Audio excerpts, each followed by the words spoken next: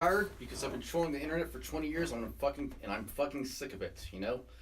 As I've been describing in past broadcasts, I've been trolling the internet since trolling IRC chat when that was a thing back in the late 90s. Ain't It Cool News, um, Craigslist, I think, back then when it was a thing. Um, what do you see? Stormfront, VNN, a lot of political as well too. Um, Daily Stormer, um, kind of just trolling a lot of different websites. A lot of left, not just extreme right or whatever as they say, but extreme left too. Sometimes Democrats, Republicans. Although I'm trying to get away from politics or whatever and concentrate on other stuff, which is what I'm doing right now. So anyway, though, kind of like some. Oh yeah, I first should say, kind of like a catchphrase. Because I got to create a catchphrase, and I keep on forgetting that. So, uh, welcome to all the haters, the losers, the trolls, the malcontents, the just the general spit on society, the rejects, the freaks, the weirdos, everybody who's ever been rejected. Come join my stream, and I will tell you my story, which I've written, some years before, which is called Torn Lace, and I'm on chapter 9. Um, so again, just kind of keep kind of like a theme going on here, as I want to do a summary of yesterday's reading. Yesterday I read my story, chapter 8, in a park, and this time I'm just going to go into a my closet. Tomorrow I'll probably have an appointment, so I'm gonna probably be streaming in the city of Denver, straight in the middle of the city of Denver, and that'll be fun. I consider myself Denver's first streamer, because apparently, like, every streamer is in Los Angeles right now.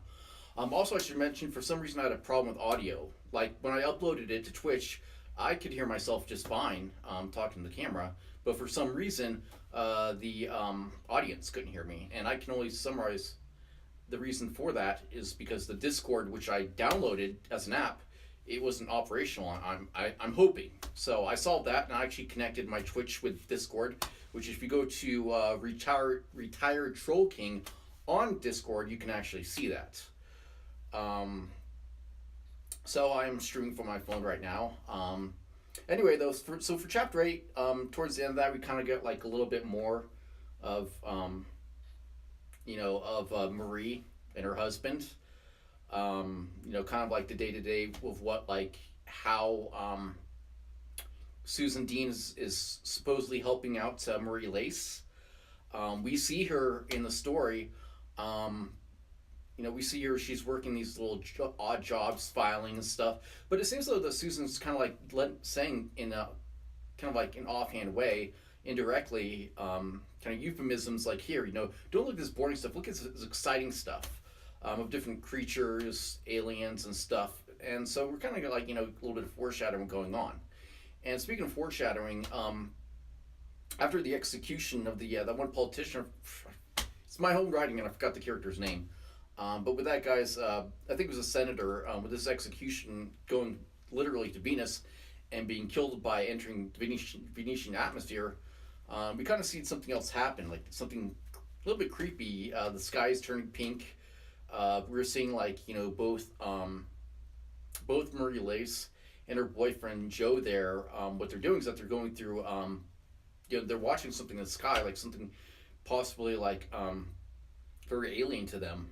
Something a strange phenomenon is happening, and suddenly they have their whole chemistry. Have their feeling. They have these huge swings of emotion. I mean, Marie wants to, like, kill her husband, kill her child somehow, even though she loves them dearly. There's these emotions. So something's going on here. And anyway, towards the end of it, of course, Susan invites Marie over for another shoot. Blood play? Should be nice, huh? Blood play. All right, I like that. So now, without further ado, I'm going to dive into chapter 9. I don't know if I'm going to, probably not. I'm feeling tired right now, so I'm just going to read chapter 9. And it is titled Art in the Eye of the Beholder, right? Ooh. So that should be good. So let me just kind of drink some water here. Good. Love water. Okay, all right. So here we go. So I'm reading from my story now. Chapter 9. Art in the Eye of the Beholder. Once again, Marie found herself walking through the halls of the Citadel. The anxiety isn't nearly as bad as when she first stepped through the archaic halls. In a way, it's like a home away from home. The feelings of independence followed her without the mask of uniformity to hide from the judging eyes of the homogeneous culture of the outside world. She's now as much part of this new creation as Susan is. Blood play, though? But she trusted her. They both knew this was all just pretend, and once the shoot was done, then it was done for good.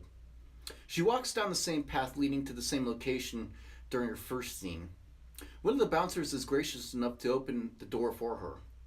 Inside, pitch black shrouded her sight, only broken by rows of candles on either side of her. A procession of similar objects string to the other side of the cavernous room, curving at a certain angle like a glowing spoon. She slows down long enough to stare at a makeshift wooden cross bent at a certain angle to give it a perpendicular X shape. Two rays of powerful light illuminate the structure.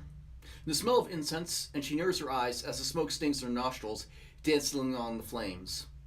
The door slamming behind caused her to jump along with her nerves. Sorry. Come on. Something is off about this shoot. Very off. Susan? Her voice echoes in the dark. She moves towards the cross. The candlelight bathes her in a tan hue from the soft glow. Susan? I do not know that name, young fool. A cadre of masked followers move forward from past the candles, greeting her with shapes resembling animals of different species. All are robed in similar togas, white as snow, with colorful stripes crossing the majority color. They flank her in a circle, then hum softly in some hypnotic foreign tongue when the shape is complete.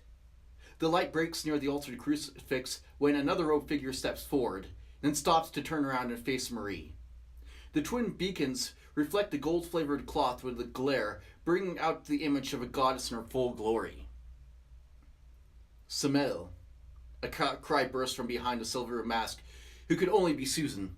Samel, you have betrayed your own gods for the sake of fornicating with my dear husband. I mean to make you pay a blood price, but first feel the wrath of scrutiny. In a flash, the blinding glare bears down on her. I don't understand, she protests her confusion. I don't know what to do. Arms grab her on all sides, putting her in a vice lock impossible to break. Bring her forth. Susan commands with an index finger that beckons. Don't panic, don't panic. This is all just pretend. Just breathe, just breathe. Even so, she whispers a prayer to another god her employer had it snapped. Marie offers no resistance and allows the figures to push and pull her. All the while, the lights keep a steady pace on her. When she floats past Susan, Marie turns her head to try to detect any expression registering emotion, but it's made impossible by the pagan facade showing no hint to one way or the other. They halt their progress before the prop as one of the procession figures step in front of her.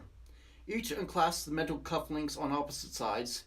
In unison, they grab and turn her around to face Susan's mask of cold metal, beautiful with its exaggerated features. Strip her.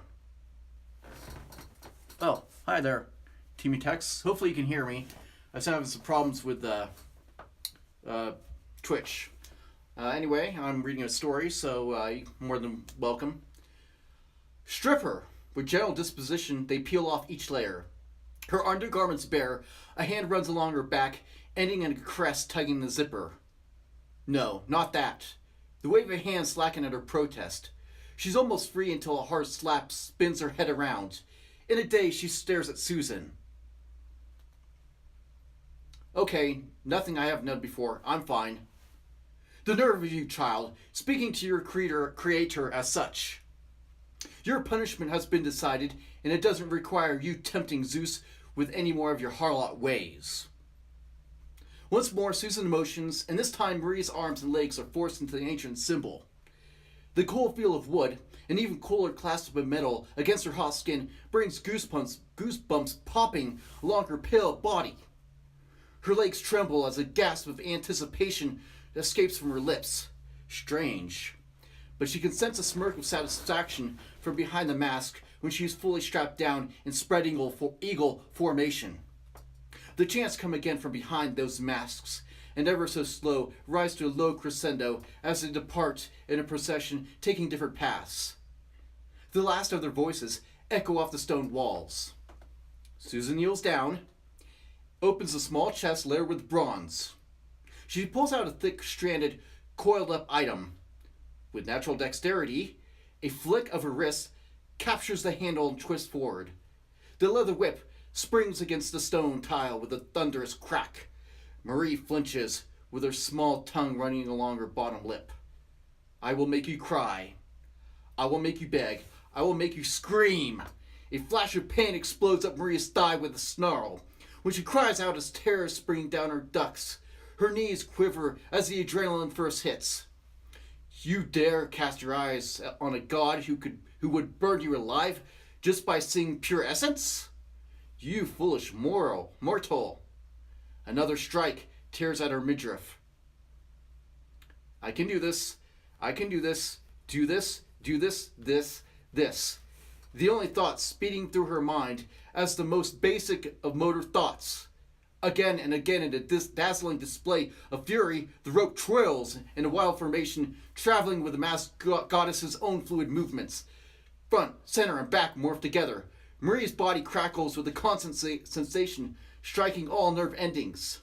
Her previous sensual whimpers of feminine reaction, so seductive before, are now a scream of hurt and fear, stretching on the infinite inner mind.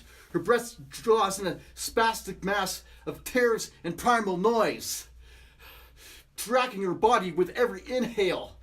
The sharp pain fades with each heartbeat to a long, painful ache. She barely notices the cruel middle class digging into her flesh on lock. You may come forth now, Susan's voice labors. Under the stress of the whip's violent assault, Marie trudges 1 foot lagging after another. She collapses before her goddess. Enough strength remains that she could still press against the cold stone. You have done well. Your penance is almost at an end. Just one more sacrifice from you. One more, and you're free to rejoin your immortal brethren. Susan kneels down to check her over. You're already bleeding. Susan glides her hand through Marie's hair, damp with sweat. When she reaches the end of the silky mane, Susan's hand curls into a fist and pulls her head back. Marie opens her eyes to stare into Susan's blue orbs. The free and wild twinkle Marie had been enchanted with was still there, but it was now mixed with something else. Just slightly. Now I mean to sacrifice your life blood, the final atonement for your sins. Let the blood flow. A glint of light catches Marie's eyes. Susan raises a thick, sharp dagger in the air, then chants, brief in a foreign tongue. The blade lowers parallel to the side of Marie's torso. The first slice brings a hiss out of Marie. The drops of moisture crawling down her skin tickle. Susan alters the dagger as the metal slides in horizontal stripes, opening her skin with bloody smiles. Marie's thoughts drift to her husband. His face is always so tired and haggard from working those long shifts. They always brightened when he came home. She looks down at her necklace dangling near the floor. Thoughts of her grandmother replaced Joe. What if he could see her like this now? What would she think of what she became? What she was reduced to now? Thank you. Why are you smiling? Blue eyes turn icy at Marie's audacity. Brazil. What? Brazil. Let me go. It's done. Susan pauses in the act of drawing more. Droplets run down the polished blade and onto her knuckles. And then it happens so fast. Susan howls. She howls in rage as Marie shrinks back against her fury. The blade cast aside, her slight childlike figure moves to strike her sacrifice like a panther. Marie cries out as Susan grabs her again by her mop and throws her to the ground. A rain of fists strike her face, stomach, arms, and anywhere else. Marie cries out again and again. This only causes Susan to redouble her rage. A shriek peals out from her that matches her mortal victim. The blows strike her head. A series of stars disorient everything. A leg crashes into her stomach, knocking the wind out of her. Marie shouts, alter, to a stutter. Brazil! Brazil! Brazil! She whines over and over again. Please stop, Susan. Please! Her face is drawn into a mask of anguish, continuing to contort into a gruesome, almost comical way, even when Susan relents. It hurts so bad! It hurts so bad! A hand shakes her with a gentle touch, and Marie whines again, shrinking back from the moist hand. Susan's pagan mask of pretend theater is over. Her expression is childlike fear and regret, complete with eyes wide in and breath in short rasps. Oh, gods, Marie, I'm so sorry. I'm so sorry. She places a hand over her mouth, then springs back into the dark. All right, show's over. Turn on the lights. Get the nanodermis spread from the lab and get some towels. The order she barks out complete, Susan races back to her beleaguered victim.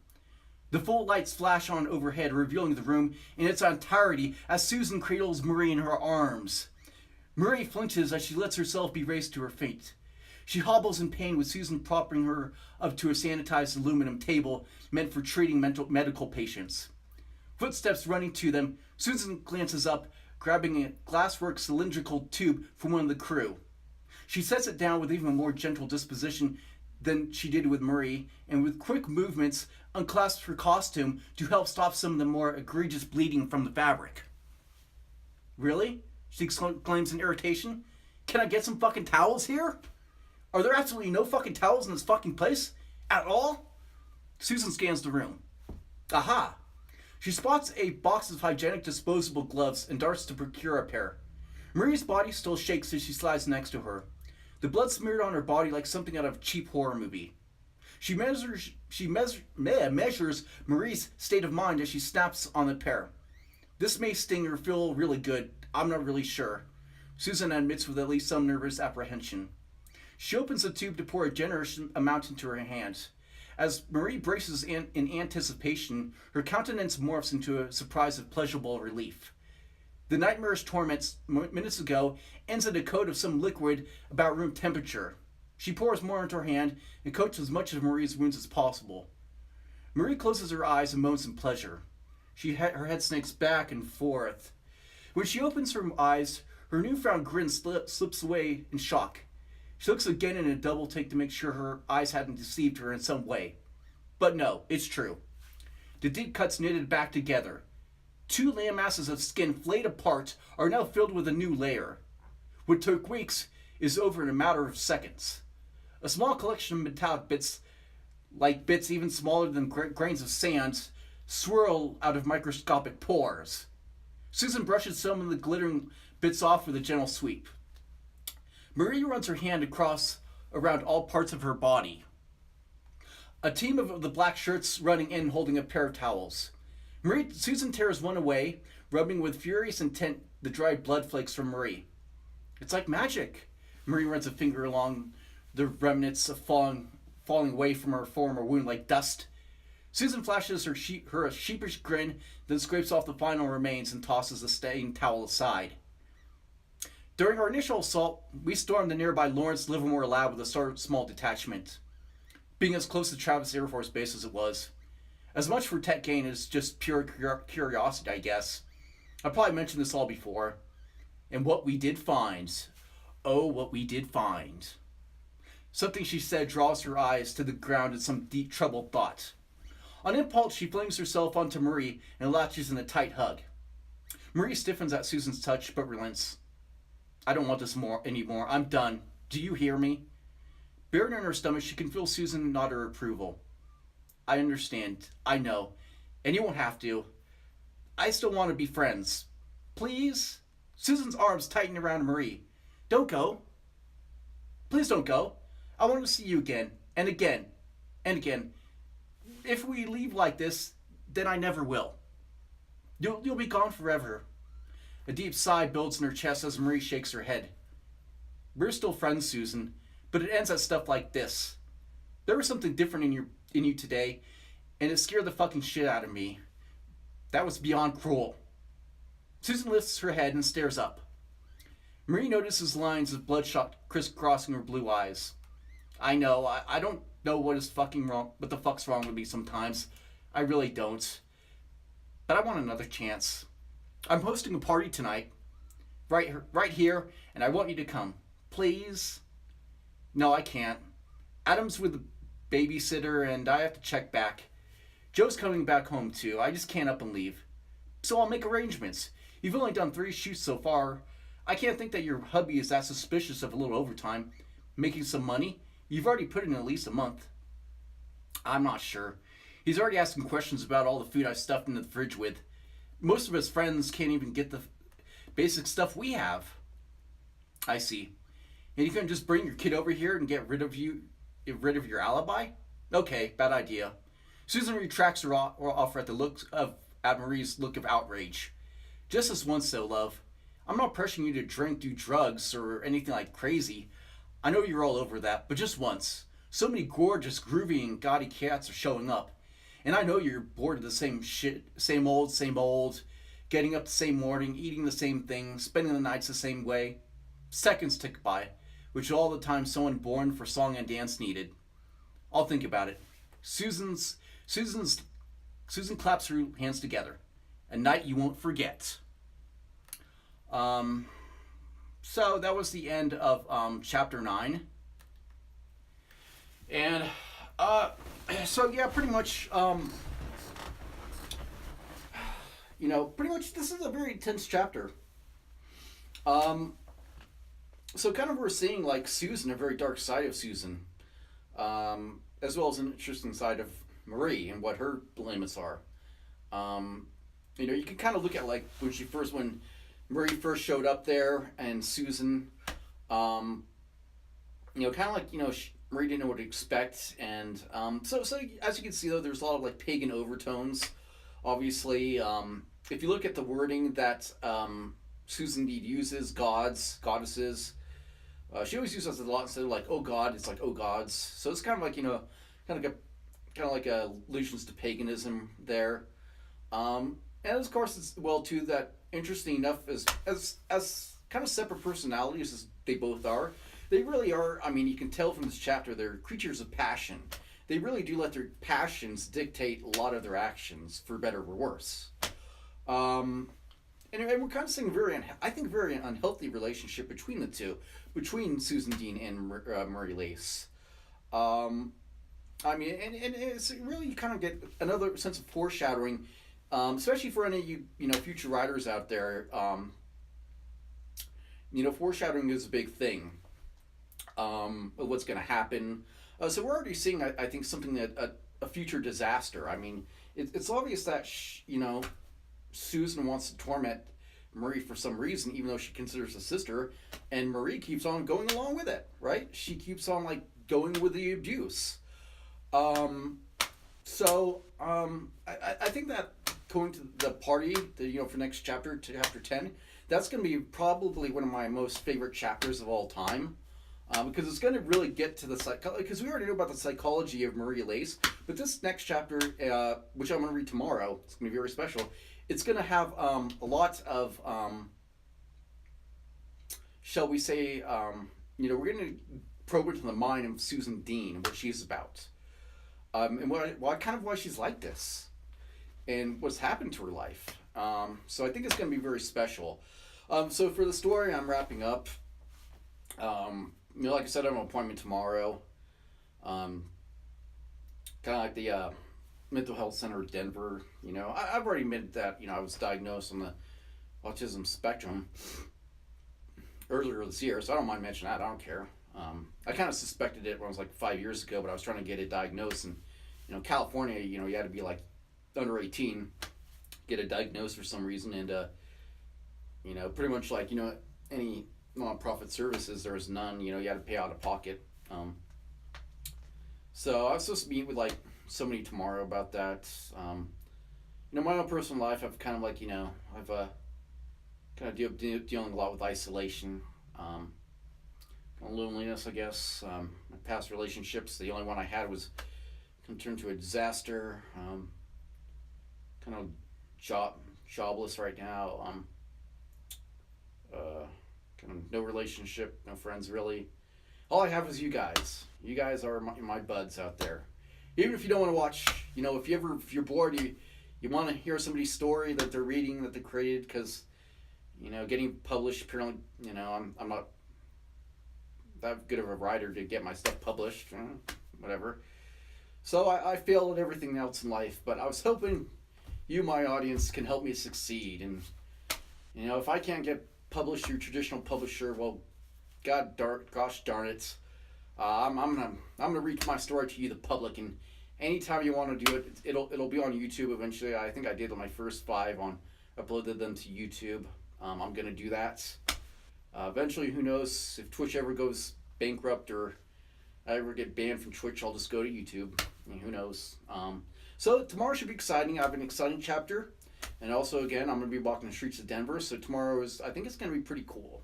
And yeah, so that's it. So really the stream has only been like a half an hour. Ooh, yeah, okay. So yeah, after this, I'm probably gonna eat. Oh man. So yeah. Anyway, though, tomorrow should be pretty cool. And yeah, that's it's a short one. It's a short one, but I will be seeing you guys tomorrow. Probably around maybe 3:30 ish. I will give you updates. So yeah. Okay, I will see you guys tomorrow. Bye bye.